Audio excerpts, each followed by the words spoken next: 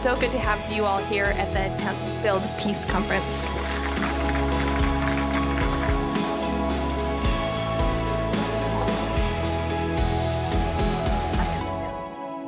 The reason why we brought Build Peace 2023 to Kenya is because of Kenya's identity in the peace-building space and technology space.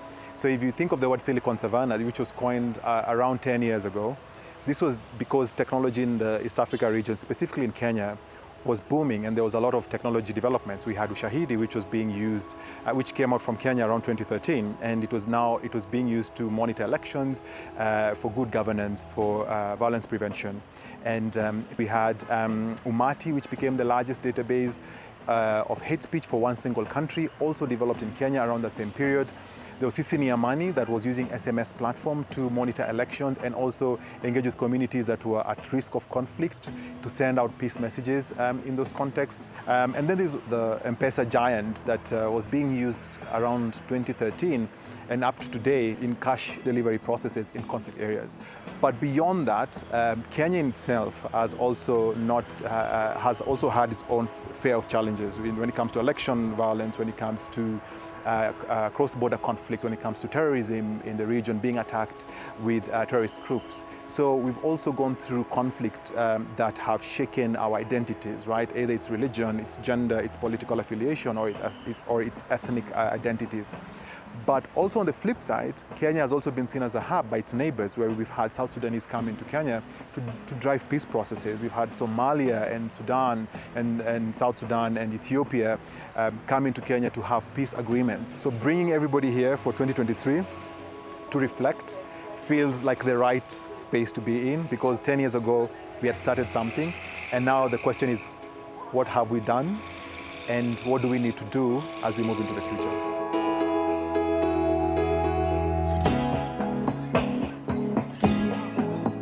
Build Peace, I think, is a very kind of familiar community-based gathering, and having it in a more residential garden, open space. We all spent 3 days in the fresh air. It's really been quite lovely, and you see people sunbathing and having a bit of a snooze under the trees and so on. And that's a wonderful thing to be able to do while you're also really working very hard intellectually, learning a lot of new things, finding a lot of new people. And of course, for Busara, this is a very exciting space to hear what people have to say. We work on behavior science, we work on trying to understand how behavior science can help unpacking really, really complex problems. And there's a hugely complex problem in digital peace building. How do we bring together kind of online behavior and the issue of regulation and really dangerous content, and the role of the big tech companies in this, and the role of individuals, and the role of maybe quite established peace-building approaches, but do they really work in this space? But ultimately, a lot of this is about thinking about human behavior, which is, of course, exactly what we are interested in.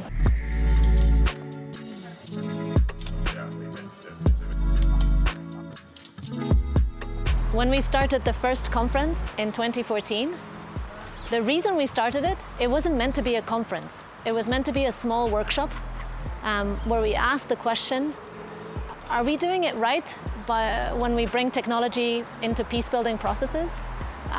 What would work and what wouldn't work? It was a very open question, and we had so much interest that it turned into a conference. Every year we have had a question that many people want to engage with. I think the evolution that I have seen in those questions in some ways is similar to the evolution in the intersection of technology, peace and conflict.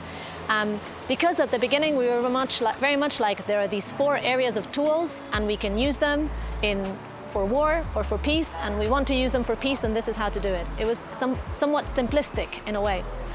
I think as we evolved, we started to ask, but what about the other influences of innovation? What about arts? What about creativity, etc.? We also started to ask, what about power? How does power impact everything that is going on here?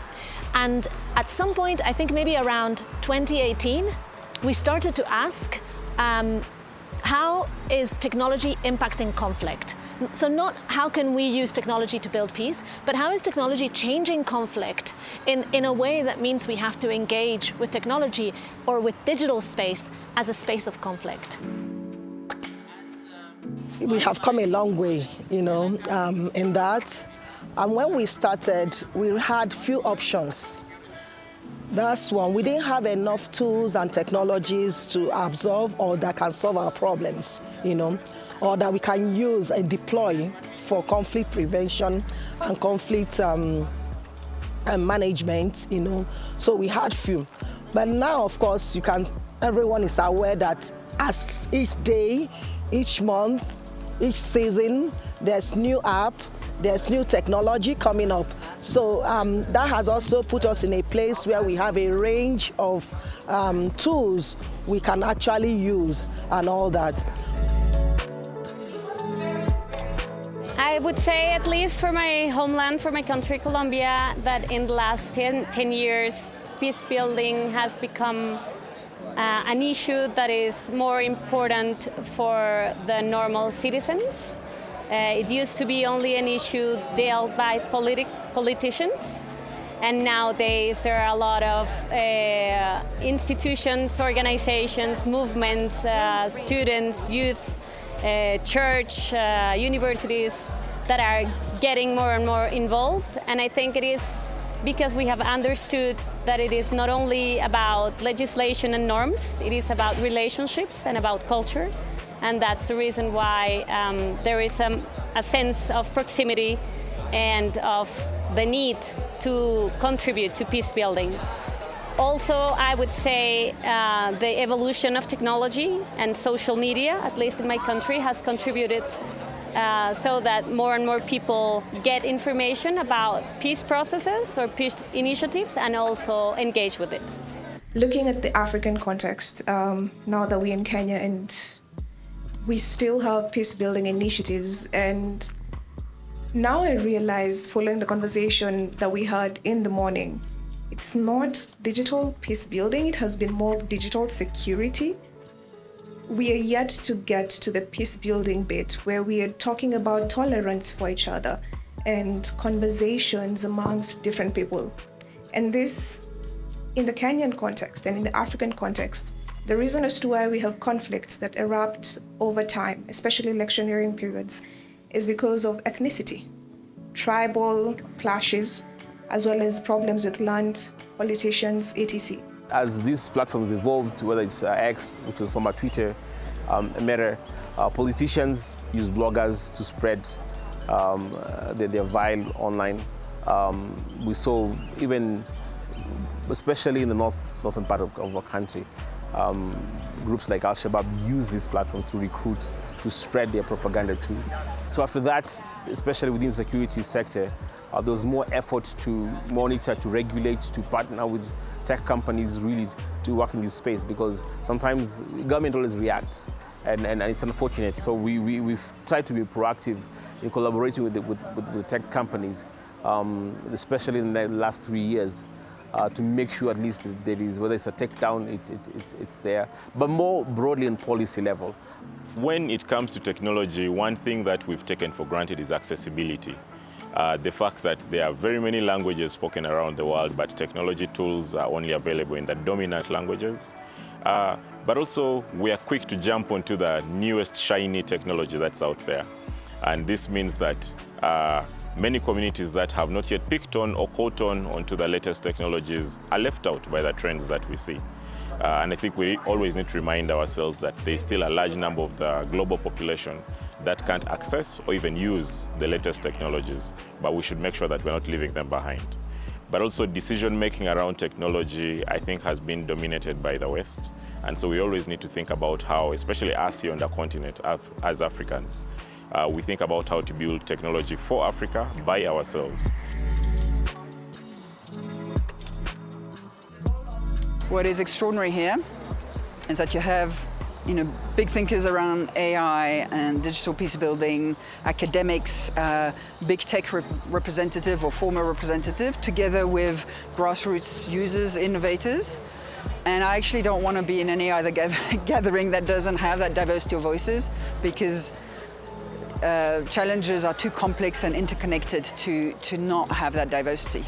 And so it's about how do we convene vibrant, credible, multi-voices conversations to look at the issues we want to resolve.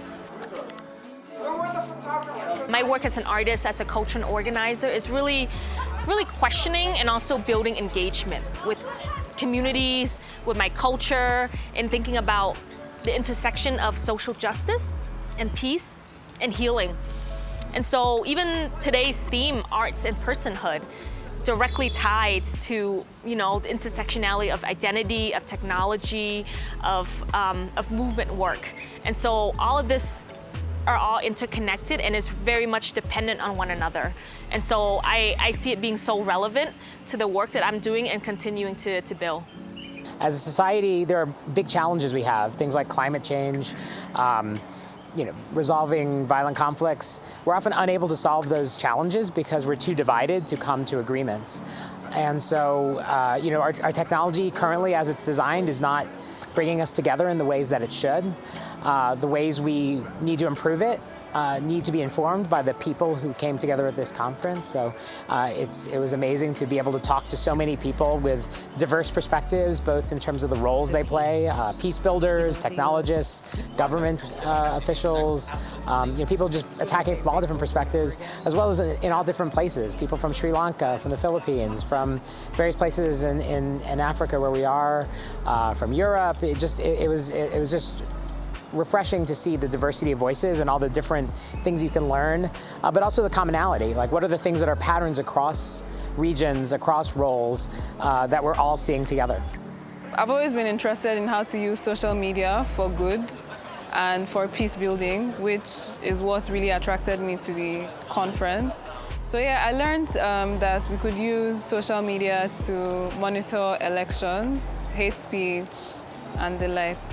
And it could be used for early warning as well. Build Peace does a great job bringing the global south or global majority ideology, the experiences into the field. I would like that would expand into the future because most of the practitioners are based in the global majority, and their voices are heard, the solutions are based more on the global south or global majority rather than being on a European or Western-centric ideology. So that's my reflection, and I think Build Peace Conference is a great way to achieve that goal.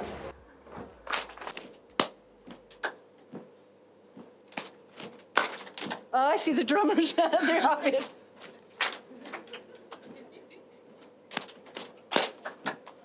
Oh, I have to make more now.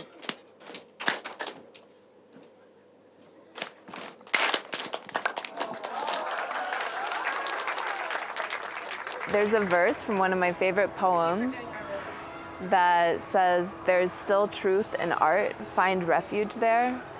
And I think one of the best parts about being in a space where people who work in tech and other sectors of peace building are in the same space as artists is that artists can remind everyone else that we are all artists and that we're all capable of really creative thinking and creative solutions and brainstorming methods that work for a diverse audience and network of people and not just artists. So the more that we can cross-pollinate and collaborate in those ways, the better. Technology has come to change our day-to-day lives and is surprising us each time more and more what with technology can be reached, can be built, but also can be destroyed. So I think we have to be very aware of the potential and the limits of technology and engage pretty much with not only reacting, but being very proactive on the development in the technological sector. Technology will change, it will go on and on. I think the basic thing, we need to go back all the time to the basic of why we do this. Technology can be an aid, it can amplify, it will continue to develop, it has a life of its own. I think as peace builders, we need to always go back to the basic of why we're doing this and whether or not our hearts are still in the right place in terms of the programs that we do, the strategies that we do, and the impacts and the results that we aim to achieve. Where to start again? Peace is the privilege that don't really have to think about peace. It also dispels fear. Fear breeds more fear, which breeds more insecurities, which breeds more ammunition, which breeds more violence and the need to destroy the other to preserve the self. And laughter is a fear killer. It's like, I think peace to me is acceptance of creativity and ideas that aren't your own, and being able to find common ground with people in ways that you may not have been able to before.